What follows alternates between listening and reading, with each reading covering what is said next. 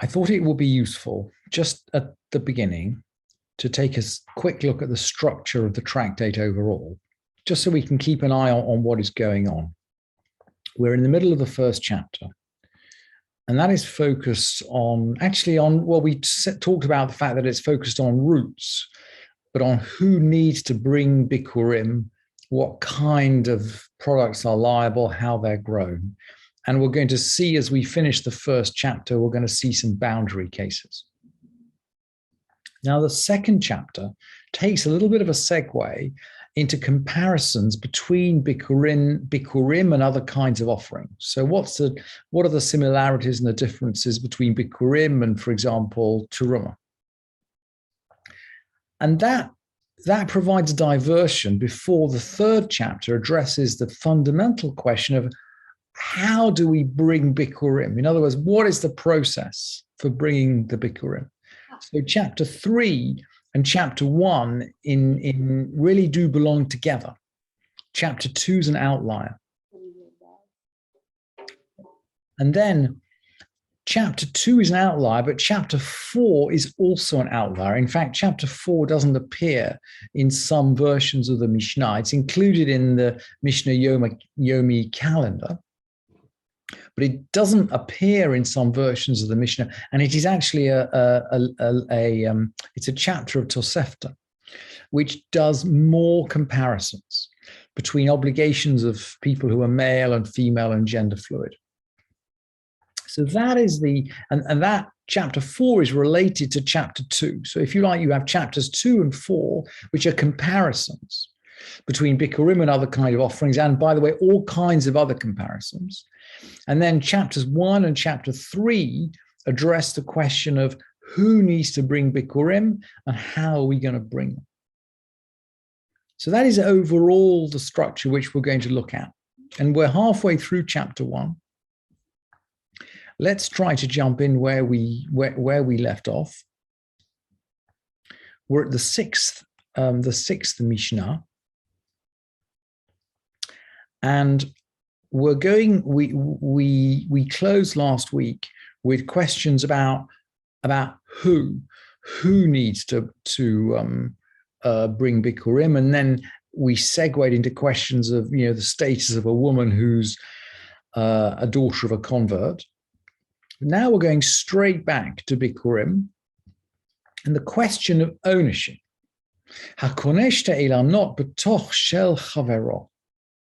Meviv eino kore. Someone who buys 2 trees in his fellow's property brings but does not recite.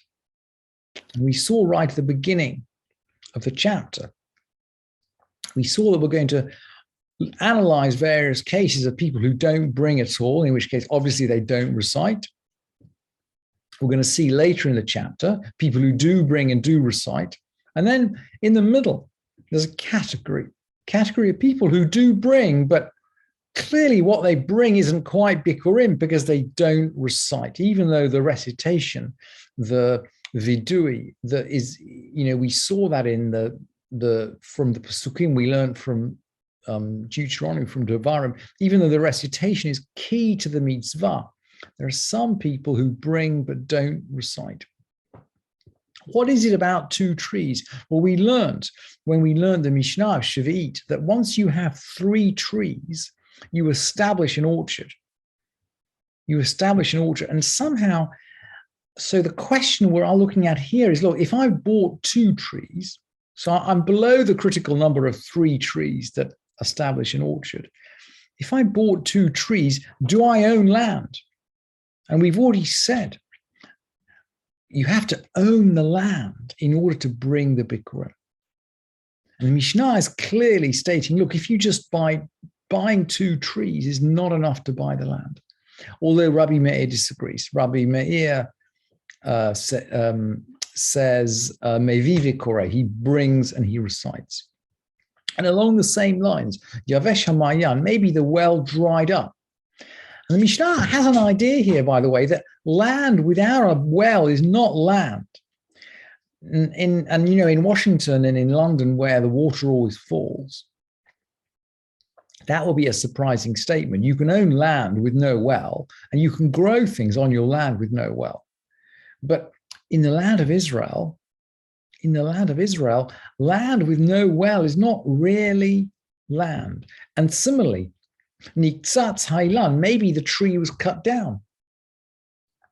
So you did have Bikkurim from a tree, but you don't have a tree anymore. You don't have a tree anymore. So you don't have land or you don't have a tree anymore. Meviva enokore. He brings, but he doesn't recite. And Rabbi Yehuda, just like Rabbi Meir, is going to disagree. Meviva kore. Of course, we know the halacha is not going to follow Rabbi Meir or Rabbi Yehuda. And then the Mishnah continues, well, if we've defined what kind of situations you have to bring Bikkurim in, when do you bring them?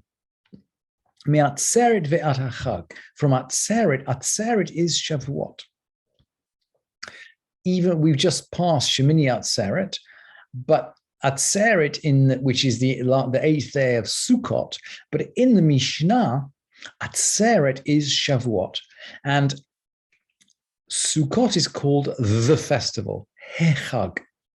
So miatzeret ve'ad hechag means from Shavuot until Sukkot. So in other words, and we learned already for that you can't bring Bikkurim before Shavuot. So the season here is from Shavuot to Sukkot. Miatzeret ve'ad hechag mevivi koreh. He brings and he recites. Minechag ve'ad Chanukah, after Sukkot until Chanukah, mevivi eno koreh. You're in boundary land here. You can bring, but you can't read. Rabbi Yehuda ben Betera omer mevive koreo. Okay, Rabbi Yehuda ben Betera says he disagrees. All these sequence of Mishnayot end with a sage who disagrees. That's the structure of this section of the Mishnah. What about someone who, we've talked about the fact that a well, if you don't have a well on your land, the well's dried up. Maybe you don't have land. What if you sold the land? He frish Bikkurim, he frish Bikkurav, he sets aside his Bikkurim, umahar sadehu, he sold his land. Maybe same halacha, maybe ve'eno kareh. If you're not rooted to the land in terms of ownership, you can't read. You're still obligated to bring, but there's some deficit there. Bikkurim is about ownership. Vehasheni, the second one. Who's the second one? He's the person that bought the land. He's the second owner. He can't bring Bikkurim from the same species because we've already obligated the first one to bring from the same species. But from a different species, he brings and recites. And Rabbi Yehuda says, actually, well, Rabbi Yehuda is going to say, but the halacha doesn't follow Rabbi Yehuda. He's going to bring of the same kind. He can do this. He can bring of the same kind and recite. And then finally, remember that the Pesukim said, the Pesukim are precise about the fact that we not only have to bring our Bikkurim, but we have to bring them to Jerusalem. Remember let's just find the pasuk. Uvatay kohen asher yeh b'yamim hahem ve'amarta elav, and you're going to say to him, Higati hayom la'adonai Elohecha kivati ha'aretz asher nishba'at la'avotenu la'ated lanu. I've come to the country which the Lord swore to our fathers to give us, so we've inherited the land. V'lakach hakohen hatene miyadecha, and the priest shall take the basket out of your hand. V'hinicho lifnei mizbach Adonai Elohecha, and he's going to put it down in front of the altar. So the obligation is to bring the Bikkurim right up to the front of the altar. It's not to Jerusalem.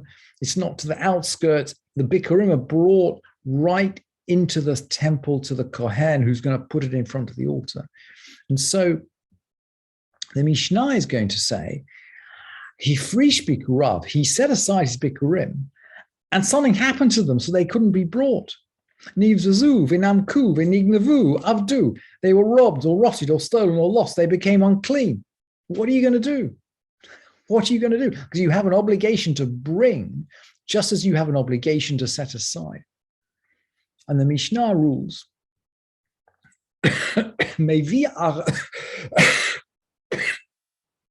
Sorry.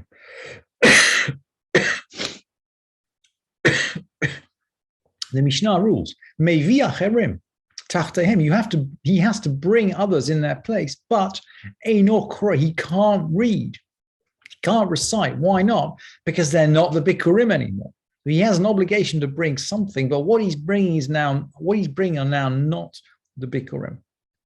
And then and just to reinforce that point, the second one he's going to bring, the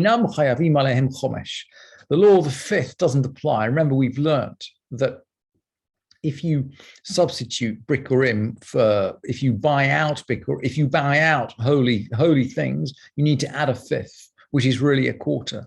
But these are not real Bikkurim, right? So we don't have to add the fifth. Maybe they became unclean in the temple court. No fates, he scatters them because he can't give them to the Kohen. And he can't read. In other words, the obligation is to bring them to the altar to the point that the priest can take them. So those are the fundamental ideas coming out of these three Mishnayot, that we need to have ownership over the land, real ownership over the land. Otherwise, we bring, but we can't recite. And we have to really bring them to the point of the altar. And if what we bring is not, well, what we originally chose, then again, we can't recite. So that's all for today. We'll learn more principles from the rest of the chapter tomorrow.